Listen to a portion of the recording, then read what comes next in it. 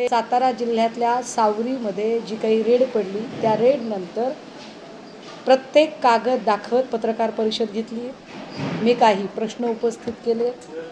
त्यानंतर पहिले 5 दिवस तर प्रकाश शिंदे नावाची कुणी व्यक्ती आणि तीही मुख्यमंत्री एकनाथ शिंदेंचा भाऊ याचा कुठे उल्लेखच नव्हता। हळूहळू तो उल्लेख पुढे आला तर हे नातं एस्टॅब्लिश करणं एक जिकिरीचं काम होतं। जेव्हा नातं एस्टॅब्लिश झालं तेव्हा प्रकाश शिंदे असं म्हणाले की ती जागा आमची नाहीच आहे। मग आपण सातबारे पुढे आणले। सातबारे पुढे आणल्यावर ते असं म्हणतात की नाही, मी जागा विकलेली आहे। जागा विकली नाही त्याचेही पुरावे पुढे आले। मग ते म्हणाले की हे हॉटेल मी चालवतच नाही, ते हॉटेल चालवतात या संबंधाने असणारे पुरावे मी काल पुन्हा एकदा पत्रकार परिषदेत दिलेले आहेत। आता त्यावर आज सन्माननीय मुख्यमंत्री देवेंद्र फडणवीस असं म्हणताहेत की याच्यामध्ये विनाकारण राजकीय वक्तव्य केली जात आहेत आणि यांचा संबंध नाही वगैरे। माझी माननीय मुख्यमंत्र्यांना पहिल्यांदा विनंती आहे, कृपया तुम्ही राज्याचे मुख्यमंत्री आहात, तुमच्या युत्या, तुमच्या आघाड्या, तुमचे मित्र हे सगळं बाजूला ठेवा। तुम्ही राज्याचे मुख्यमंत्री आहात आणि मी वारंवार असं सांगते, मी सामान्य नागरिक आहे। मी काही तुमच्यासारखी 10-5 कोटीची 10-5 लाख कोटीची मालकीन वगैरे नाही आहे, मी साधारण माणूस आहे। आणि मी एकच गोष्ट तुम्हाला पुन्हा पुन्हा सांगते की जात धर्म आणि पक्षीय राजकारणाच्या पलीकडे जाऊ 14 कोटी जनतेच्या भविष्याचा विचार मी मांडत आहे। तो विचार मनात ठेवूनच मी त्यांच्या सुरक्षिततेसाठी काही भूमिका घेत आहे। मी ही भूमिका घेताना मुख्यमंत्र्यांनी जरा याचं भान ठेवावं की कृपया आपण राज्याचे पालक आहात, एक। दुसरं, माननीय मुख्यमंत्र्यांना माझी विनंती आहे, कृपया आपण मुख्यमंत्री आहात, आपण न्यायाधीश अजिबात नाही। न्यायाधीश असलेल्या व्यक्तीने चूक काय, बरोबर काय, आरोपी कोण, गुन्हेगार कोण, निर्दोष कोण यावरती मांडणी करावी। यू आर नॉट जज, you have not any kind of judicial authority.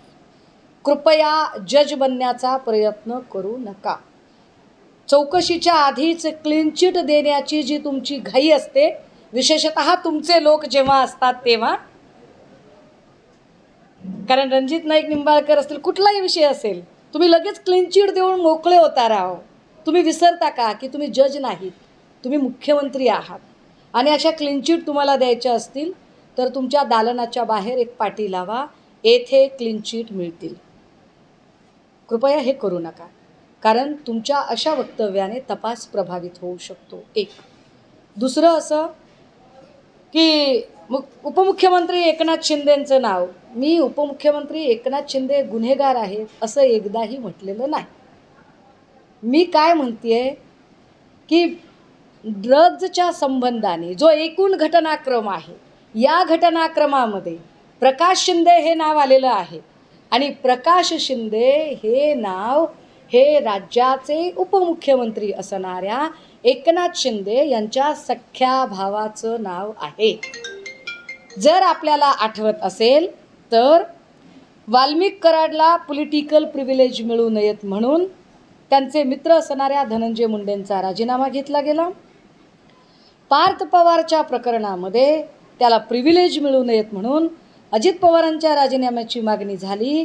तर होय, मी तिसऱ्या दिवशी सलगपणे पुनरुच्चार करते की प्रकाश शिंदेच्या चौकशीच्या दरम्यान कुठलाही तपास प्रभावित होऊ नये आणि त्यांना पॉलिटिकल प्रिव्हिलेज मिळू नयेत म्हणून एकनाथ शिंदे यांचा राजीनामा झाला पाहिजे। एकनाथ शिंदेंनी बाजूला राहावं, एकदा तपास होऊ द्यावा। प्रकाश शिंदे जर निर्दोष असतील तर एकनाथ शिंदेंनी उपमुख्यमंत्री कशाला, त्यांनी मुख्यमंत्री व्हावं। देवेंद्रजी, तुमचं मन मोठं आहे ना, तुम्ही बाजूला व्हा। आमचा भाऊ निर्दोष झाला ना की आमच्या भावाला परत मुख्यमंत्री करा। सुषमा अंधारे पुष्पगुच्छ घेऊन तिथे यायला तयार आहे।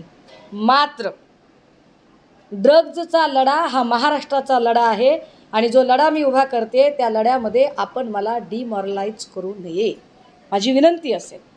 माझी एक दुसरी विनंती आहे, मी काल काही वृत्तवाहिन्यांना बघितलं, ज्या वृत्तवाहिन्या सांगत होत्या की या प्रकरणातला सूत्रधार वगैरे सापडला, विशाल मोरे नाही। कृपया गुमराह होऊ नये कुणीसुद्धा. विशाल मोरे हा या घटनेतला सूत्रधार अजिबात नाही. विशाल मोरे हा ड्रगचा पेडलर असू शकतो फार फार तर. विशाल मोरेवर 12 तारखेला धाड पडली. 11 तारखेची धाड ही घोडबंदर आणि मुलुंडला पडली.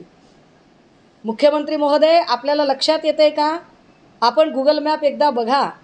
घोडबंदर, मुलुंड हे सगळे ठाणे परिसरात येतात साहेब. ठाणे ठाणे ठाणे ठाणे परिसरात येतात हे सगळे. हे ठाणे परिसरात येतात. धाड इथे पडली. त्यांच्या माहितीवरून माणसं पुण्यापर्यंत आली. 12 तारखेला विशाल मोरेवर धाड पडली. विशाल मोरेला ताब्यात घेतलं आणि विशाल मोरेने जी माहिती दिली त्या माहितीनुसार 13 तारखेच्या पहाटेला लोक सावरीला पोचले. सावरीमध्ये जे लोकेशन आहे, सावरीमध्ये प्रकाश शिंदेने आधी रणजितचं नाव घेतलं. रणजित दरेगावचा सरपंच, दरेगाव एकनाथ शिंदेचं गाव, रणजित एकनाथ शिंदेंच्या युवासेनेचा पदाधिकारी. मी किती वेळा त्याच गोष्टी सांगू की मुख्यमंत्री देवेंद्र फडणवीसांना हेच ऐकण्यात रस आहे, की मुख्यमंत्री देवेंद्र फडणवीसांना हे ऐकण्यात जास्त रस आहे की तुम्ही पुन्हा पुन्हा एकनाथ शिंदेंच्या संबंधाने चर्चा करत राहा. तर चला मी तुमची इच्छा पूर्ण करते की हे सगळे संदर्भ जे फिरून येतात ते एकनाथ शिंदेंचे नातेवाईक, एकनाथ शिंदेंचं गाव, एकनाथ शिंदेंची वडिलोपार्जित प्रॉपर्टी, एकनाथ शिंदे आत्ता जिथे राहतात तो ठाणे जिल्हा, या सगळ्यांशी संबंधित येतात. मी तर्कशुद्ध प्रश्न विचारलेले आहेत. माझ्या तर्कशुद्ध प्रश्नांची उत्तरं मला मिळायला हवी. आणि हो, 2 पत्रकार परिषदांमध्ये माझ्याकडून जी गोष्ट राहून गेली, बोलण्याच्या ओघात राहिली, एक की विशाल मोरे हा पेडलर आहे, विशाल मोरे हा सूत्रधार नाही. माध्यमांनी कृपया घाई करून विशाल मोरेला सूत्रधार ठरवून प्रकरण गुंडाळलं जाईल, याला मदत होईल असं काहीही होता कामा नये. कारण विशाल मोरे हा फक्त मोहरा असेल. आपण याच्या आधी असं केलेलं आहे. आपण काय ते अक्षय शिंदे एन्काउंटर प्रकरण असेल, रोहित आर्या एन्काउंटर प्रकरण असेल, असे एन्काउंटर करून तुम्ही प्रकरणं दाबण्याचा प्रयत्न केला. मला भीती वाटते तुम्ही विशाल मोरेचं एन्काउंटर कराल. मी पुन्हा म्हणते की विशाल मोरेच्या सुरक्षेची गरज आहे. मी पुन्हा सांगते की आत्मजी सावंत जे PI ज्यांनी धाड टाकली त्यांना सुरक्षा देण्याची गरज आहे. मला मुख्यमंत्र्यांनी सुरक्षा पुरवली पाहिजे. महत्त्वाचं, NDTVने जो एक व्हिडिओ प्रकाशित केला होता ज्याच्यामध्ये 5 दिवसानंतर पुन्हा एक ड्रग्ज साठा सापडलेला आहे.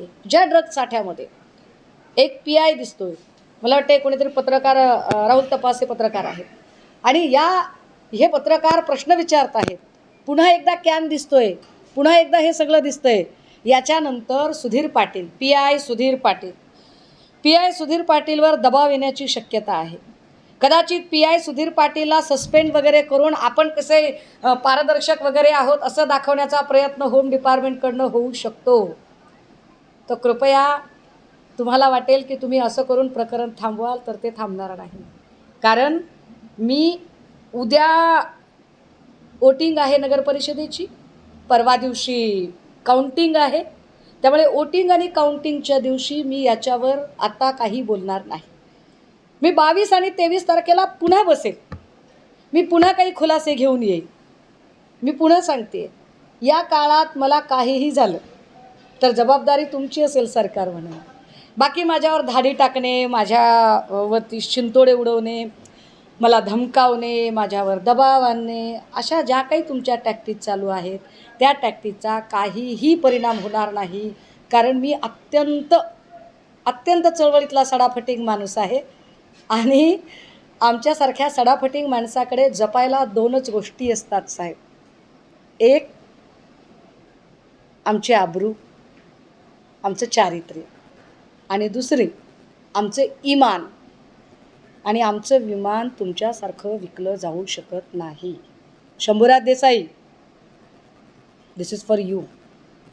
आमचं इमान विकलं जाऊ शकत नाही, तुम्ही विकत घेऊ शकत नाही. हा प्रश्न पक्षीय राजकारणाच्या पलीकडे जाऊन कुठल्याही पक्षाने सांगितलं तरी थांबत नाही. लक्षात घ्या, कुठल्याही पक्षाने सांगितलं तरी थांबत नाही. हा प्रश्न महाराष्ट्राच्या भविष्याशी संबंधित आहे. कृपया मुख्यमंत्री देवेंद्र फडणवीस यांनी या प्रकरणामध्ये निष्कारण न्यायाधीशाची भूमिका बजावू नये.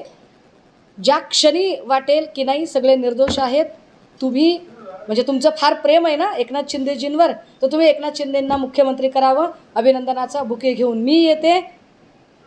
तुमचं मन किती मोठं आहे आणि तुमचं एकनाथ शिंदेंवर किती प्रेम आहे याची जंत्री जर मी वाचायला घेतली ना देवेंद्रजी, तर असो त्याच्यावर पुन्हा कधीतरी बोलेल.